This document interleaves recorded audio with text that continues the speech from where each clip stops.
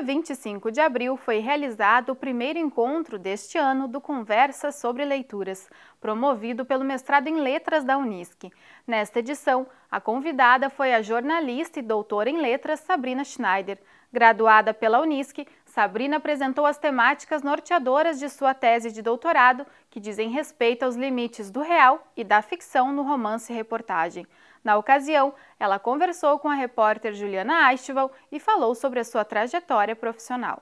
Como é que foi a tua experiência da tese de doutorado nos Estados Unidos? Nos Estados Unidos, eu passei um semestre lá, que foi uma bolsa de doutorado sanduíche concedida pela CAPES, né? E a ideia de ir para lá é porque eu sempre eu tinha essa intuição que o romance-reportagem e a literatura baseada em fatos, digamos assim, e escrita por jornalistas, era mais valorizada lá do que aqui. Então, decidi ir para lá, consegui a bolsa na Brown University, que é uma universidade super conceituada, e foi um privilégio, assim, porque é uma universidade onde as pessoas entram ou porque tem dinheiro, né, no caso lá, ou porque são aqueles alunos super, né, de elite no segundo grau que conseguem as bolsas de estudos. E eu consegui uma bolsa de estudo do governo brasileiro para passar um semestre vivendo aquele ambiente de universidade. E é tudo aquilo que a gente vê nos filmes de universidade. É que os alunos, eles vivem a universidade lá de uma maneira diferente que a gente vive aqui. E lá tem a rotina de viver a universidade, porque eles saem de casa para ter a primeira experiência de independência, de estar longe dos pais, de morar sozinho, de ter que gerenciar o seu dinheiro. Então é uma movimentação que deixa o campus muito vivo, assim, ver as pessoas com notebook nos gramados. Então foi realmente uma experiência riquíssima, não só pela possibilidade de pesquisa, toda a bibliografia que foi colocada à minha disposição, toda a estrutura da universidade, mas também de poder participar, assim, dessa cultura universitária norte-americana, que é bem diferente da nossa, assim.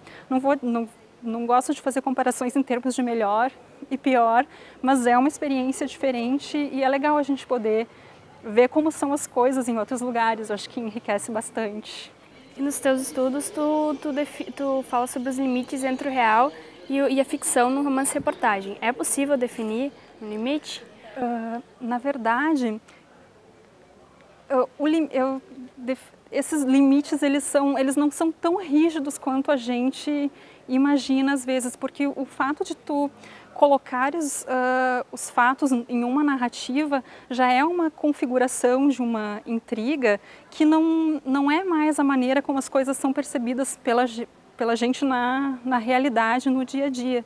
Num texto de jornal, o autor, o repórter, autor da notícia, ele está no mesmo plano ético, cognitivo, digamos assim, que o leitor. Eles estão dialogando sobre uma coisa que faz parte da realidade dos dois e que está acontecendo naquele momento. No romance-reportagem ou no livro-reportagem, por ter uma intenção configuradora, ter a mão do narrador por trás que configura aquele mundo, colocando os acontecimentos numa certa ordem para gerar uma intriga e um sentido para aquilo tudo no final, isso cria uma espécie de mediação. A relação entre o narrador e o leitor, ela não é mais imediata, eles não estão dialogando diretamente. Tem uma história que se desenrola entre eles, que ao mesmo tempo que o leitor pode acompanhar e se envolver com aquela história não está acontecendo ao redor dele naquele momento. Cria o que os teóricos da literatura chamam de engajamento no distanciamento. Está engajado na história, mas tem um meio, né? Tem toda uma construção entre o narrador e entre o leitor. Então, isso, de certa forma, para alguns teóricos da literatura, isso em si já é uma ficção, já é uma ficcionalização, o que não significa diminuir o valor das narrativas de jornalistas, porque eles não estão inventando mentiras, eles ainda estão sendo fiéis ao que eles apuraram, né, no trabalho deles de investigação. O que tu acha sobre o jornalismo contemporâneo utilizar a literatura na hora de fazer as reportagens? Olha, tem os limites, claro, né? Eu não vejo problema nenhum em usar da narrativa, em narrativizar os fatos, se for para atingir as pessoas de uma forma que seria impossível pelo jornalismo informativo cotidiano, né, a hard news. Então, respeitando certos limites éticos, eu não vou inventar nenhum fato, né, porque a ficção ela não precisa necessariamente ser sinônimo de invenção de fatos que não existem, mas apenas colocar os fatos numa determinada intriga, né, que gere um sentido. Olha só a diferença, quando eu leio uma notícia de jornal, o que eu tenho ao final da notícia? Geralmente fica na minha mente uma série de fatos, ele está dizendo isso, isso, isso e aquilo.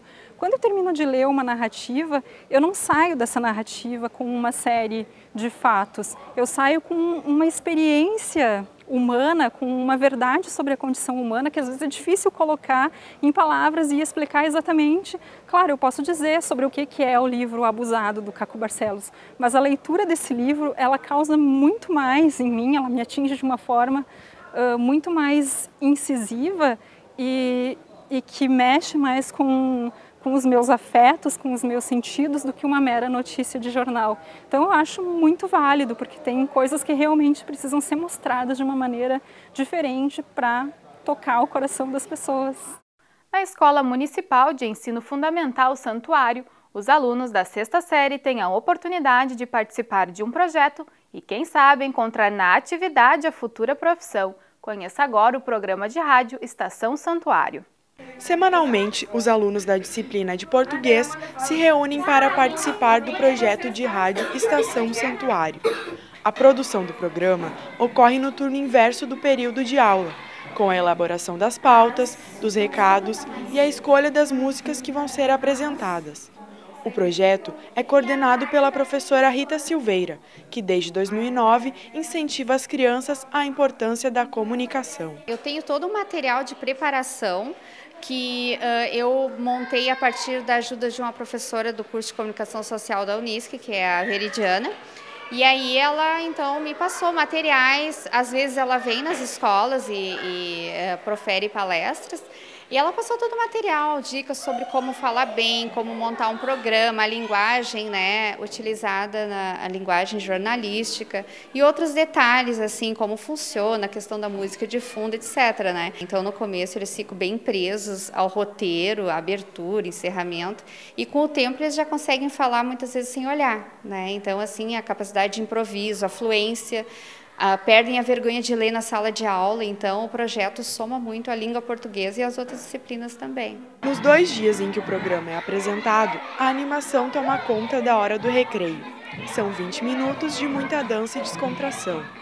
Além de conhecer um pouco mais sobre o trabalho de um comunicador, os alunos desenvolvem a escrita e a leitura. A leitura, comunicação com os amigos, perdi um pouco da vergonha. Aprendi muita coisa de apresentar. Antes eu tinha vergonha, mas agora eu não tenho mais tanta vergonha de apresentar o programa. A gente aprende a montar a rádio, né, fazer tudo bonitinho.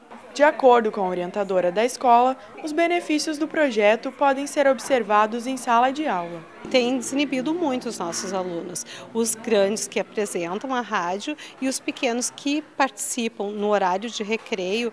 É um entretenimento, eles adoram, participam bastante, dançam, querem participar mandando mensagens, né? Então é uma forma de comunicação que tem dado muito certo aqui. O Unisc Notícias desta semana se despede com imagens das alterações no trânsito de Santa Cruz do Sul. Até a próxima edição.